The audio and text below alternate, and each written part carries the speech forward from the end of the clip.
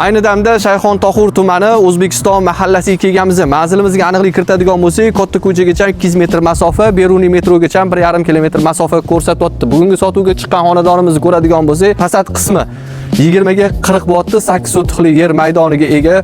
Bir xil xonadonlar bo'ladi-ku, tashqi tarafi xuddi bo'lgan bilan ichki tarafi juda go'zal holatda turibdi. Sizlar bilan obzorni ko'rishda davom etamiz. Doimgidek yo'l qismimizni ko'radigan bo'lsak, ko'ryapsizlar, remontlariga bitta e'tibor berib qo'yasizlar. Bruschatkalar yotqizilgan, bemalol bitta mashina sig'adi. O'ng tarafimizda binoni ko'radigan bo'lsak, bu yerda ma'lum bir sabablarga ko'ra xonalarni ko'rsata olmaymiz. Bu yerda 3 ta xona bor, chap tarafimizda binoda ham 3 ta xona bor. Ko'ryapsizlar, yozgi ayvonlar ham qilib qo'yishgan.